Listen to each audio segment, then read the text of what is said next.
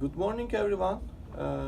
Thank you for attending our first TAG meeting today. I am Haluk Damgacıoğlu. I am PhD student in the Department of Industrial Engineering at the University of Miami. Today, and I am working under the advisor of Dr. Nurçin Çelik.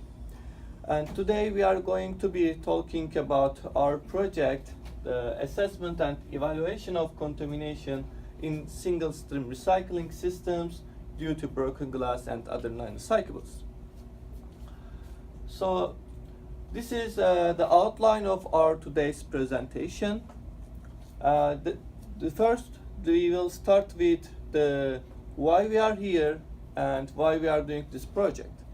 Then I will give brief information about what have been done so far in the literature about single-stream recycling, especially considering the contamination. Then, combining these two, I will overview our project proposed methodology, and I will give details of our first task, which is data collection. Then, I will share our results of descriptive statistical analysis based on our collected data so far. And next, I will briefly mention about the existing processing methodologies, especially in single-stream material recovery facilities, MRFs. And I will conclude the presentation with the benefits of the project. Okay, so first off, motivation. So solid waste management and recycling have become an extremely important issue in United States and other countries. Therefore, there is quite a bit of work that we can do in this area. So, especially in Florida, the waste generation has been increasing over the last few years. In fact, the Florida's waste generation in 2015 was 32.6 million tons of municipal solid waste and 1.66 tons per capita. So at this rate, the Florida's waste generation is projected to reach over 40 million tons before 2013, based on the Florida's projected population. But the increasing waste generation is not only a problem for Florida, it's a nationwide problem and issue. So in this context, the nation primary law, which is Resource and Conservation and Recovery Act, was designed to govern solid waste disposal. And the other states, faced with the increasing waste generation, have developed some waste reduction strategies, policies, educational programs, and dissemination activities to reduce the waste generation. And also, they established waste to energy facilities, and they upgraded their material recovery facilities to increase their recycling rates. So when we look at the Florida's perspective, Florida took a regulatory action, which is the 75% recycling goal has been set to be achieved by 2020. And after this goal has been set, the countries have started to change their recycling systems, especially from dual-stream recycling to single-stream recycling. However, according to Florida Department of Environmental Protection annual reports, the current overall recycling rate in Florida 55%. So when we look at detail in the recycling rates in the countries in Florida, the only one country can satisfy the recycling goal. And interestingly and surprisingly, there are 27 counties which consist of the 9.5 population in the whole Florida has less than 25% recycling rate.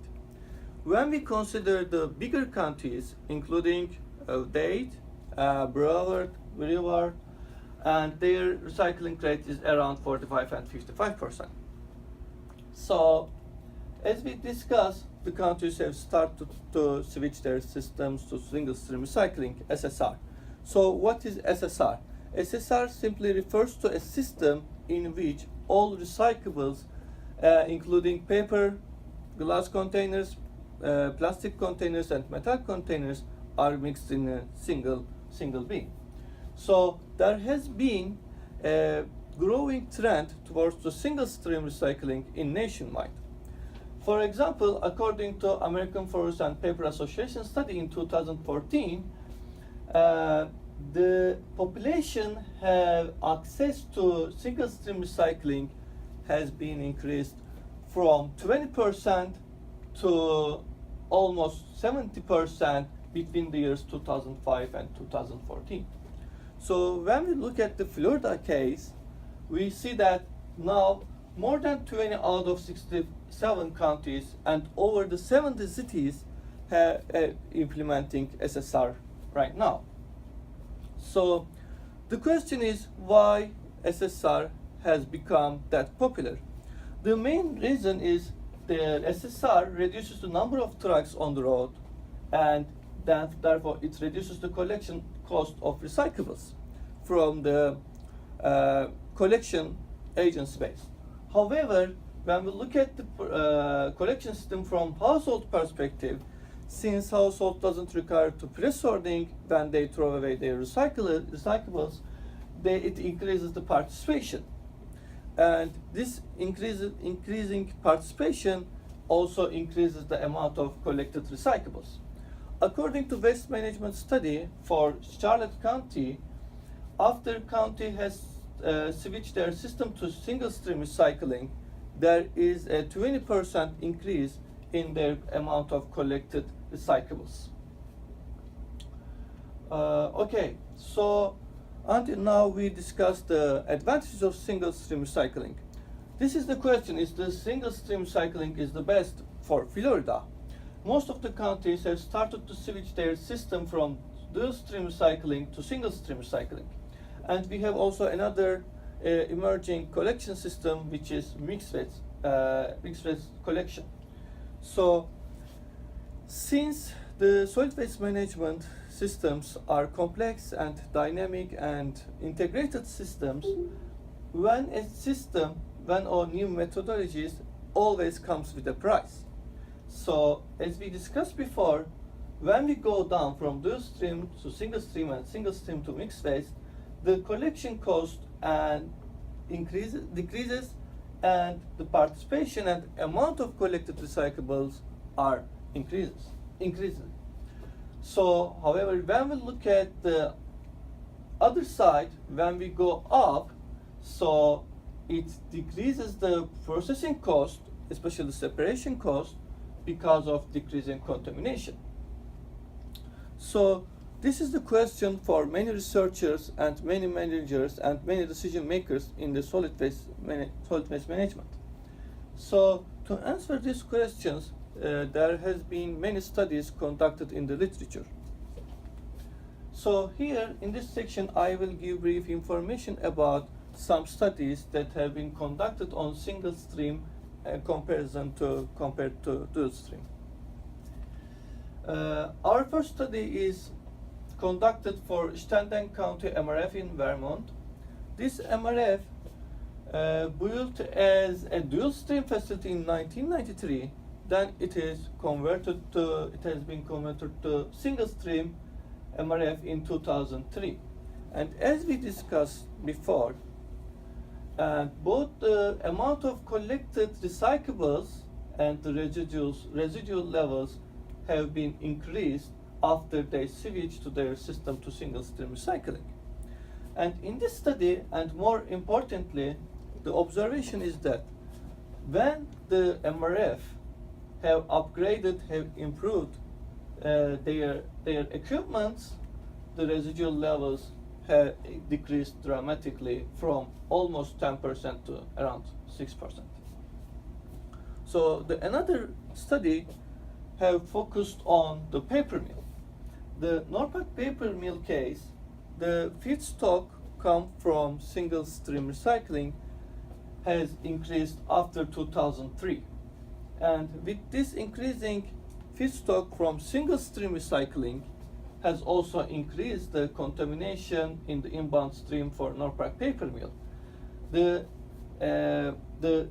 This dramatic increase have caused to NORPAC paper mill in $2 million annually.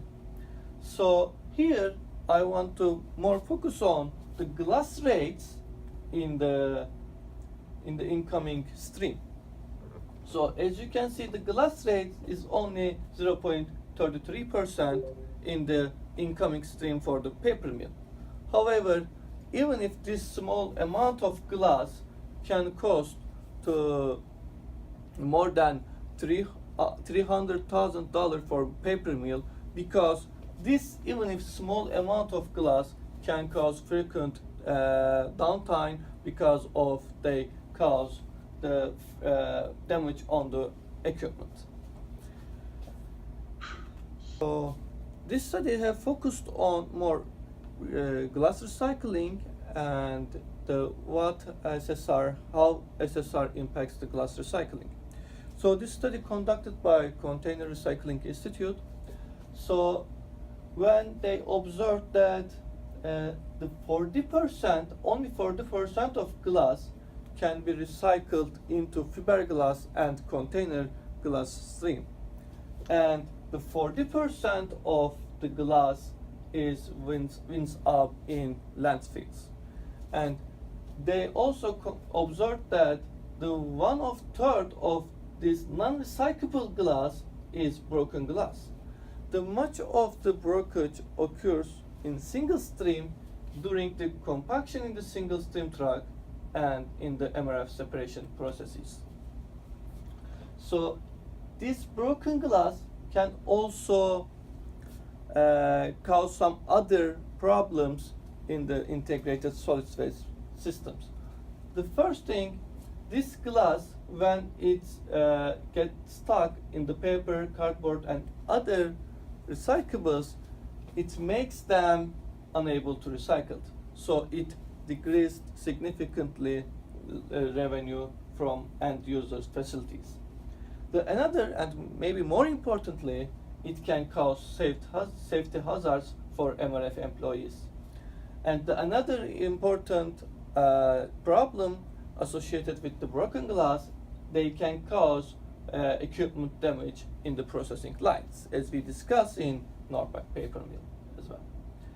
So another important discussion about single stream recycling is about lost revenue associated with the recyclables ending up in a wrong separated processing line.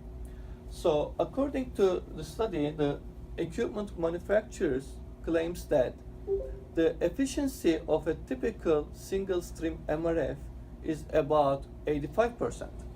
So it means that the 15% of fiber sent to the end markets has unwanted container, and also the 15% of container sent to the end markets has unwanted fiber. So the results, after we obtain these results and we analyze the case in Florida in terms of average glass recycling rate. So here we took 5 counties that switched their system to single stream recycling, and we analyzed their average recycling rates and glass recycling rates. So in all counties have experienced an increase in their average recycling rates. However, and more surprisingly, all countries have experienced a decrease in average glass recycling rates. So when we combine the study conducted by Container Recycling Institute and our analysis on Florida, we concluded that there should be the contamination from especially broken glass and other non-recyclables should be further investigated. So to this end, we propose this project. Our aim is to investigate the contamination in single stream recycling due to the broken glass and other non-recyclables. So to achieve this goal, we will first evaluate if the single stream programs have a significant role on the contamination from materials, broken glass, and other non-recyclables. And then, if this is the case, then we will determine what extent of this impact in MRFs in Florida. Then we will more go into detail about the efficient collection methods and sorting technologies have already implemented in different MRFs in Florida. And after that, we will investigate new and emerging methods to reduce the contamination from these materials. So, our proposed methodology consists of 4 tasks. The first task is data collection. In this task, we will collect the data about contamination rates in Florida and the information and the data for existing methodologies and existing sorting and processing equipments have already been implemented in Florida's MRFs. And we will also collect the data for the new and emerging methods. After that, after we collect the data, we will evaluate and assess the efficiency of the existing process methodologies.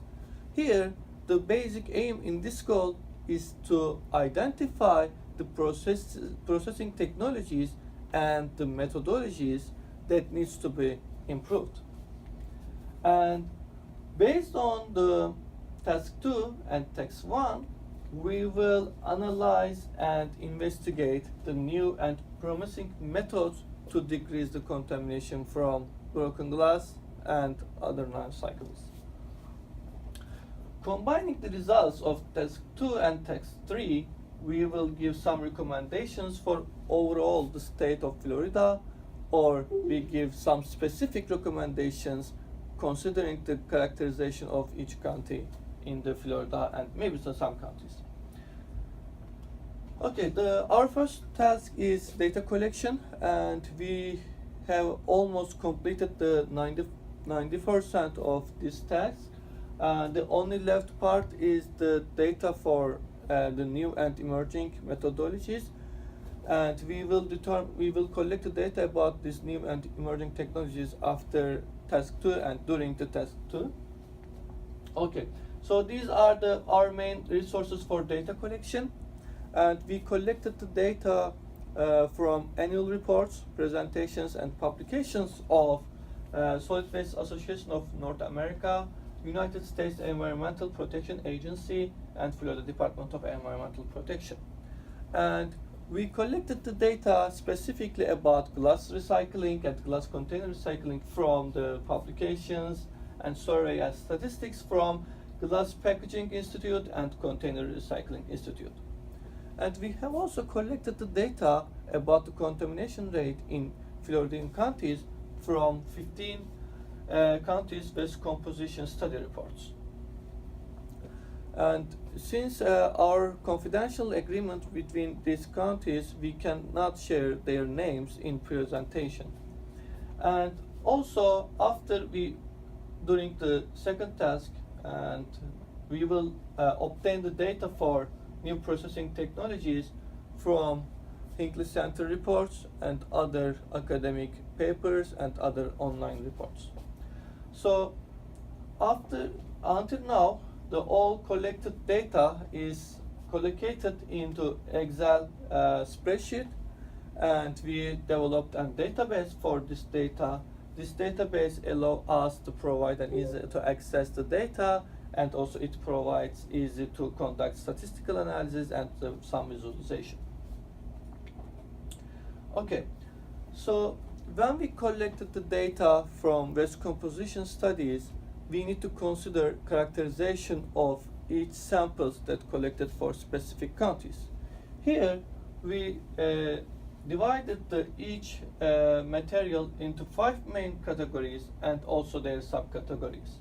These are we analyzed all the waste composition studies with respect to this table. However, I want to especially note that here some some materials in subcategory can be identified as a non-recyclable in some counties because they may not have some enough the processing and sorting some materials. So if this is the case, we will point these materials as a non-recyclable. Okay, so based on our collected data, especially on the contamination rate, we conducted some descriptive statistical analysis. Okay, so we have 215 data points in all the waste composition studies, and among them 170 is from single stream cycling and 45 of them is dual stream cycling. And when we draw the box plot based on our collected data, first we need to look at the mean. Here, as you can see, the mean of contamination rate in single stream cycling is much higher than the mean of contamination rate in dual stream cycling. Another thing that we need to look at that is the range.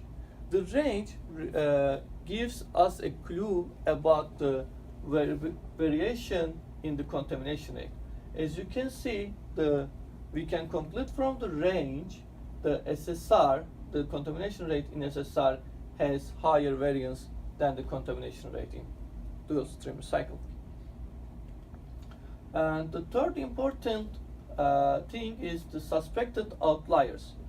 These outliers may not have significant impact on the statistical analysis, but especially in the complex systems, and when we do sampling, these outliers can represent a specific condition and specific community in the county, or for example time of day or the season. So if this was the case, these outliers should be further investigated to reduce the contamination in both single stream and dual stream cycle. So when we draw the histograms of the contamination rate, we concluded two important conclusions. The first one is some SSR samples are quite promising.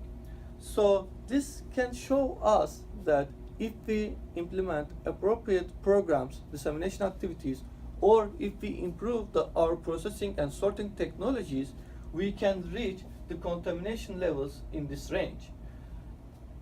Another important conclusion is related to statistical analysis. So the contamination rate in the single stream recycling, it looks like a normally distributed with a bell-shaped curve, and on the other hand, the dual stream recycling, the contamination rate looks like an exponential distributed.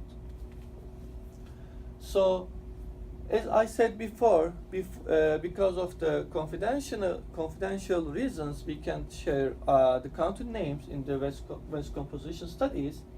And here we analyze the contamination rates in county levels.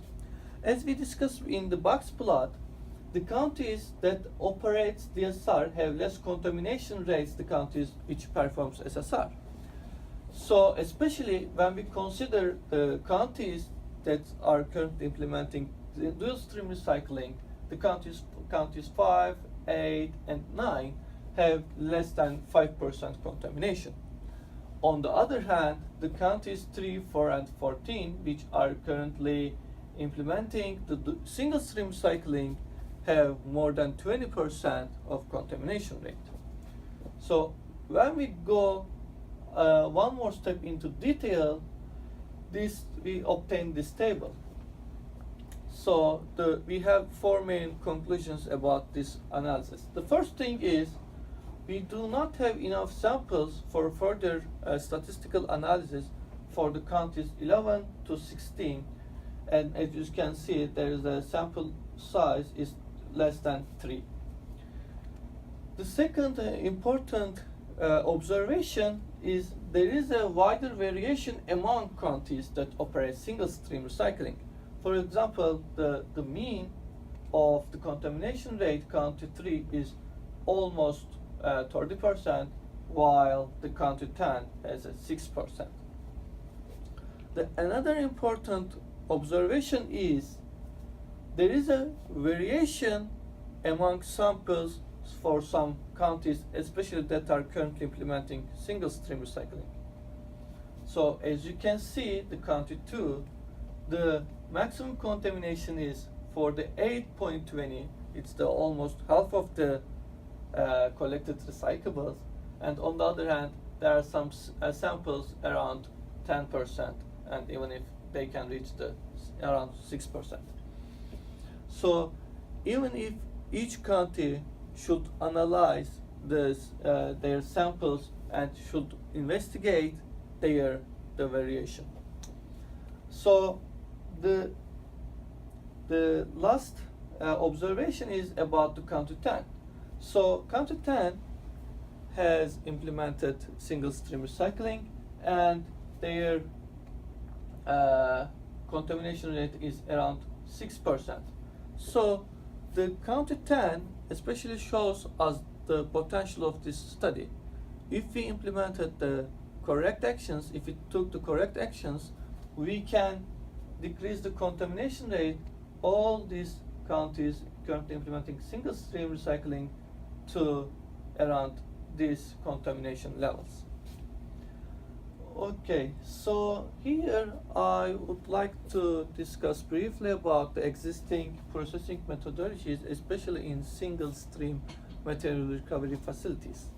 Here we have analyzed the San Lucie County and the other MRFs that is located in Jacksonville.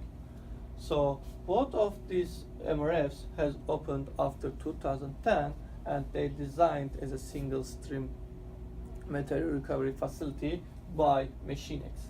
So each community, even if they located the same state, and they can have some differences in the design in the material recovery facilities.